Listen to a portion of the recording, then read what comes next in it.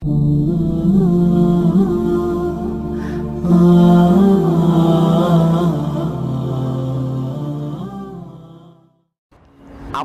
yang harus menjadikan kita ingat dan dekat dengan Allah Subhanahu wa ta'ala? Rahmati Rabbik. Kata Allah, rahmat Rabbmu. Qul ya ibadiyalladzina asrafu ala anfusihim la taqnatu min rahmatillah. Jangan putus asa dari rahmat Allah Subhanahu wa ta'ala. Innallaha yaghfiru dzunuba jami'a. Sungguh Allah dengan rahmatnya tadi akan mengampuni seluruh dosa-dosa jika orang itu mau kembali kepada Allah Subhanahu wa ta'ala. Jadi kaidah rahmat di ayat tadi seakan ingin memberikan gambaran berupa anugerah Allah yang begitu luas sifatnya, bahkan sampai ke titik pengampunan dosa tanpa batas jika hamba mau kembali kepada Allah Subhanahu wa ta'ala. Jika Anda mengalami situasi apapun, sadar bukan Anda saja, dulu pun bahkan ada seorang nabi yang rajin ibadah, rajin doa, tapi mendapati ujian yang serupa. Jika beliau saja tidak putus asa dengan rahmat Allah, kenapa Anda mesti mengeluh? Jika ingin dikabulkan, jika ingin harapan itu terjadi, jangan pernah merasa putus asa dengan rahmat Allah. Jangan pernah mengeluh kepada Allah. Jangan berprasangka buruk kepada Allah Subhanahu wa ta'ala. Quran surah kedua ayat 216. Kutiba alaikumul qitalu wa huwa kurhul lakum. Hei, diwajibkan atasmu berperang, dan perang yang paling kuat adalah perang melawan perasaan Anda, perang melawan nafsu. Jangan berprasangka yang buruk, jauhkan sifat-sifat jelek dalam jiwa kita. Asa an takrahu syai'an fa huwa khairul lakum. Boleh jadi Anda tidak menyukai sesuatu, di balik yang tidak Anda sukai ada satu hikmah kebaikan besar yang disiapkan oleh Allah untuk Anda. Wa asa an tuhibbu syai'an wa huwa syarrul lakum. Boleh jadi Anda mengharap-harap, menginginkan yang terbaik menurut Anda, di balik itu ada keburukan yang tidak Anda ketahui akan menimpa Anda.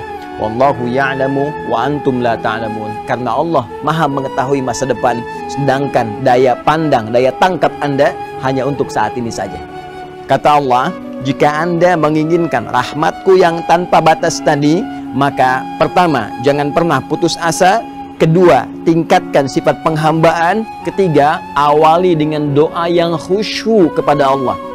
Bukan doa biasa, berdoa dengan lembut, berdoa dengan penuh keyakinan. Seperti apa ya Allah? Khusyuk, lembut, halus, dalam. Ya Allah, Rabb yang berjanji merawat saya, menyembuhkan kalau sakit, memaafkan kalau salah, mengampuni kalau berdosa, yang berjanji memberikan segala kebutuhan jika itu memang saya butuhkan untuk maslahat dunia dan akhirat saya. Saya kasih ilustrasi ya. Dan Allah laisa kamitslihi syai', jauh dari apa yang kita gambarkan. Perhatikan baik-baik, saya berikan gambaran. Kalau ada seorang meminta bantuan kepada Anda di depan rumah Anda, dia hanya meminta dalam 1 menit saja, maaf Pak, tolong Pak, tolong Pak. Apa Anda akan beri? Belum tentu. Sekarang dia berdiri di depan rumah Anda dari mulai ba'da subuh sampai esok subuh lagi. Maaf Pak, tolong Pak, kasih bantuan Pak, belum makan Pak. Apa Anda juga akan mengabaikannya? Demi Allah saya katakan, jiwa kita sebagai manusia pasti akan terpanggil untuk meresponnya. Jadi kalau manusia saja dengan segala keterbatasannya mau merespon, apalagi Allah yang sangat luas pemberiannya. Jadi cari doa yang dalam, cari doa dengan bahasa yang menyentuh. Ya Allah, aku telah berusaha seperti apa yang telah Engkau perintahkan, maka mohon kabulkan seperti apa yang telah Engkau janjikan. Jika dengan semua ini belum mampu mengabulkan apa yang telah Engkau kuasakan ya Allah, maka tunjukkan kepada hamba dengan cara apa lagi hamba mesti berikhtiar kepadamu. Di sini Allah ingin mengajarkan kepada kita bahwa yang pertama, selain kita mencari redaksi doa yang indah, yang lembut, yang menampilkan sifat-sifat rasionalitas kebutuhan kita, pun demikian Allah mengajarkan kepada kita bahwa jika menghadapi situasi di mana setiap hamba berkata ini tidak mungkin terjadi, ini mustahil bisa hadir, ini rasanya tidak akan pernah bisa terjadi, maka pada saat itu Allah ajarkan pada kita, tinggalkan seluruh pendapat manusia, kembali kepada Rabbul Alamin, kepada Sang Pencipta kita, karena pada saat itu Allah ingin memberikan anugerah yang melampaui batas-batas kemanusiaan. Saking pentingnya anugerah ini, Allah ingin berikan sendiri tanpa campur tangan manusia. Dan ini berlaku dalam situasi apapun, dalam pekerjaan, dalam penyakit, dalam konteks rizki, dalam konteks kehidupan yang kita lalui. Jika ada manusia mengatakan kepada Anda, ini mustahil, ini nggak bisa, ini nggak mungkin, itu tanda langsung dari Allah. Tinggalkan pendapat manusia, segera beralih bermohon kepada Allah, karena Allah akan langsung memberikan anugerah kepada Anda tanpa perantara manusia. Bagaimana caranya beralih kepada Allah? Amalannya bagaimana?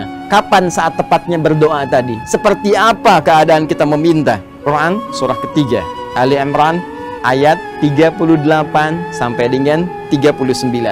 Allah langsung menunjukkan kepada kita apa amalan yang dikerjakan. Yang saat mengerjakan amalan itu, hadirkan doa yang tadi Anda ingin mohonkan di tempat yang spesial. Kemudian berdoa di situ dalam sholat. Kalau Anda ingin mendapatkan rahmat yang luas tadi, maka innahum kanu yusari'una fil khairat. Kebiasaan mereka itu cepat merespon segala kebaikan. Maka mulai sekarang siapkan agenda-agenda kebaikan. Cepat, jangan tunda. Setelah dengar ceramah ini, siapkan. Saya malam akan tahajud insya Allah. Saya akan baca Al-Quran. Saya akan berinfak, bersedekah. Lalu di sela-sela amalan tadi, sisipkan doa Anda sesuai kebutuhan yang Anda harapkan. Wa yad'unana raghaban wa rahaba, dan mereka bermohon kepada kami dengan penuh harap dan khusyuk. Maka jangan sekedar doa. Jangan simpel saja, ya Allah pengen begini. Tidak, minta dengan penuh harap, minta dengan khusyuk. Wa kanu lana khashi'in, dan sungguh mereka mengerjakan setiap amalan, bahkan doa tadi, dengan khusyuk, dengan penuh kedalaman hati dan jiwa.